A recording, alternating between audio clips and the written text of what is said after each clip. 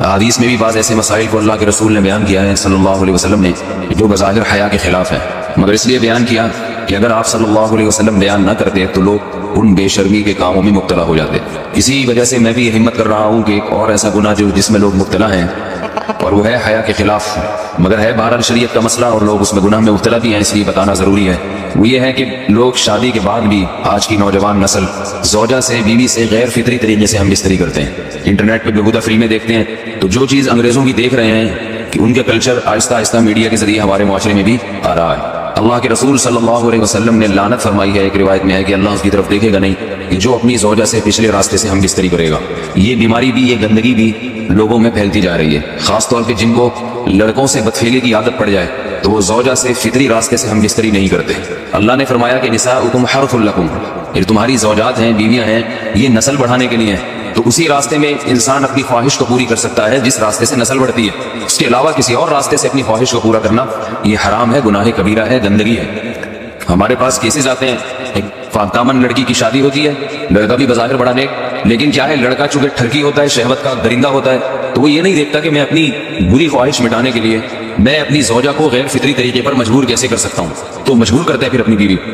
اس میں جو عورتیں زیادہ پاک دامن نہیں ہو، نیک نہ ہو، یا ان کو یہ ڈر ہو کہ طلاق ہو گئی تو ہم کہاں جائیں گے، وہ پھر اپنے شوہر کے ساتھ اسی غیر فطری طریقے پر آمادہ ہو جاتی ہیں، اور اس کا عذاب اور اس کا وبال یہ ہوتا ہے کہ کچھ دنوں میں ان کو بھی اسی کی لت پڑ جاتی ہے۔ انسان جب بھی کوئی غیر فطری راستہ اختیار کرتا ہے، آخرت کا عذاب تو بعد میں، دنیا کا عذاب یہ آتا ہے کہ پھر اس کو لذت فطرت میں آتی نہیں ہے، اور جو راستہ اللہ نے رکھا ہے اس میں اس کو لذت نہیں آئے گی، وہ گندگی میں ہی گھسنے کی کوشش کرے گا، اس کی بھی فطرت خراب ہو جاتی ہے، اور جس کے ساتھ یہ بدفعلی کی جائے اس کی بھی فطرت خراب ہو جاتی ہے، وہ بھی پھر کسی کے قابل نہیں رہتے۔ تو اپنے جان پر رحم کرنا چاہیے۔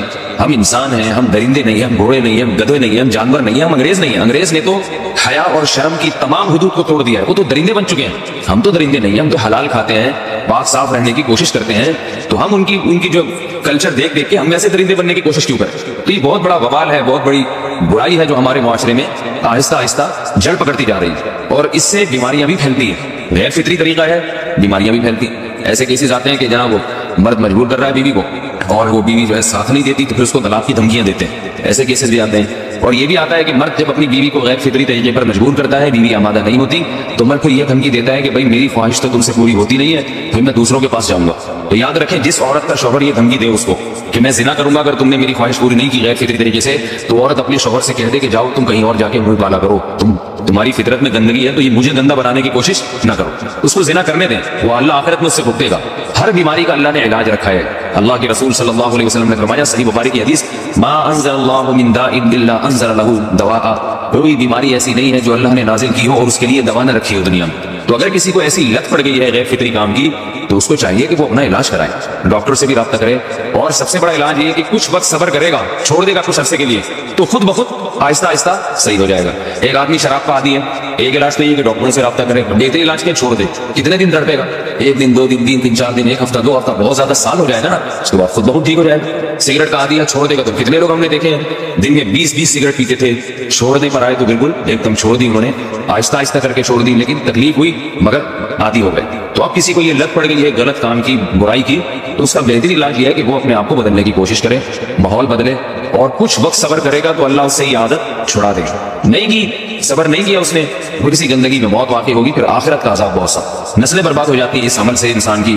تو بات حیا کے خلاف ہے، مگر یہ کہ ایک بزرگ تھے وہ بات فرما رہے تھے، تو کسی نے پوچھا کہ حضرت آپ حیا کے خلاف بات کرتے ہیں، تو انہوں نے فرمایا تم بے حیائی کے کام نہیں چھوڑتے، ہم اس چھڑوانے کے لیے بات کریں تو ہم برے ہیں، اور تم کام کرو تو بھی برے نہیں۔ برائی کا کام کرنے میں برا نہیں بنتا، اور برائی کے خلاف بولنے والا برا بن جاتا ہے کہ دیکھو یہ کیسی باتیں کرنے۔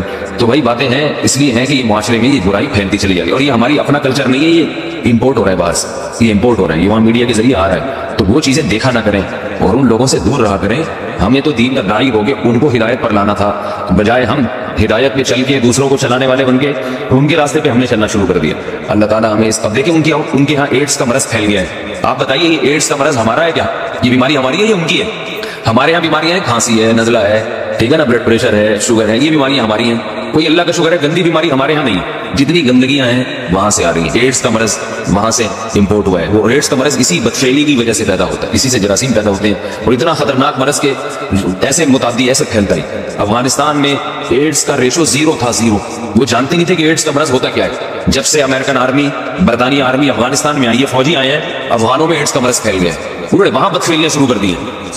تو وہ تو حالانکہ ان کے لیے زنا کتنا سستا ہے نا ان کے لیے زنا, پھر بھی وہ لڑکوں کی طرف مائل ہوتے ہیں. تو اتنی گندگی, ایسا گندا جب انسان بن جائے پھر اللہ اس کے وجود کو برقرار نہیں رکھتے, اور رکھتے ہیں تو پھر آخرت میں سزا دینے کے لیے اپنے آپ کو ان گندگیوں سے بچانا چاہیے, حلال پہ اکتفا کرنا چاہیے. اللہ تعالیٰ ہمیں حلال پہ قناعت کی توفیق عطا فرمائے اور پاکیزہ لوگوں میں ہمارا شمار فرمائے. اگر شادی شدہ عورت 40 دن میں بھی ایک دفعہ, اچھا بھائی دیکھو یہ حیا کے خلاف مسائل جو ہے نا, یہ اس چینل پہ نہ پوچھا کرو. مرد پر لازم ہے کہ کم سے کم 4 مہینے میں بیوی سے ایک دفعہ وہ لازمی ہم بستری کرے. تو اگر وہ 4 مہینے میں ایک دفعہ بھی نہیں کرتا تو پھر جو ہے وہ دیانتاً ذمہ دار ہوگا. اس بات کا خطرہ ہے کہ وہ گناہ گار ہو, کیونکہ حضرت عمر رضی اللہ تعالیٰ عنہ نے قانون بنایا تھا کہ 4 مہینے سے زیادہ کوئی بیوی سے دور نہ رہے. تو کم سے کم اتنا ہے لازمی. تو اس سے زیادہ بھی اگر کوئی مرد بیوی کے قریب نہیں آ رہا تو پھر وہ ظالم کہلائے گا شریعت کی نظر میں. حج کے دوران باقی ہر عورت اور ہر مرد کے حالات مختلف ہوتے ہیں. بعض عورتوں میں خواہش زیادہ ہوتی ہے, بعض میں کم ہوتی ہے. یہ نیچرل ہے, اس کا کوئی اس سے تعلق نہیں ہے کہ عورت کوئی بری ہے. بعض عورت میں یہ خواہش نفس بہت زیادہ ہوتی ہے, اس کی ریکوائرمنٹ بہت زیادہ ہوتی ہے, تو لوگ پھر مرد اس بیوی کو برا سمجھنا شروع کر دیتے ہیں, حالانکہ اس کا برائی اور اچھائی سے تعلق نہیں ہے. جیسے مردوں میں صحت کے لحاظ سے اور ان کے جو مینٹل ہیلتھ ہے اس کے لحاظ سے مردوں میں فرق ہوتا ہے, کسی میں خواہش بہت زیادہ ہوتی ہے, کسی میں کم ہوتی ہے. تو اس طرح خواتین میں بھی ہوتی ہے, بہت سی پاک دامن عورتیں ہوتی ہیں لیکن ان میں ڈیزائرز بہت زیادہ ہوتی ہے. تو یہ سب کی الگ الگ اللہ نے فطرت بنائی ہے. تو میاں بیوی اس کو ایک دوسرے کو بہتر سمجھ سکتے ہیں کہ کس کی کیا ڈیزائرز ہیں. بہرحال اگر مرد میں عورت کی ڈیزائرز پوری کرنے کی طاقت نہیں, عورت میں بہت زیادہ ڈیزائرز ہیں, مرد میں کم ہے, تو ایسی صورت میں عورت پھر مرد سے طلاق مانگ سکتی ہے کہ بھائی میں سیٹسفائی نہیں ہو پا رہی ہوں اور میری ریکوائرمنٹ زیادہ ہے. تو مرد اگر طلاق دے دے تو اچھی بات ہے, نہیں دے تو پھر عورت کو چاہیے اسی کے ساتھ گزارا کرے.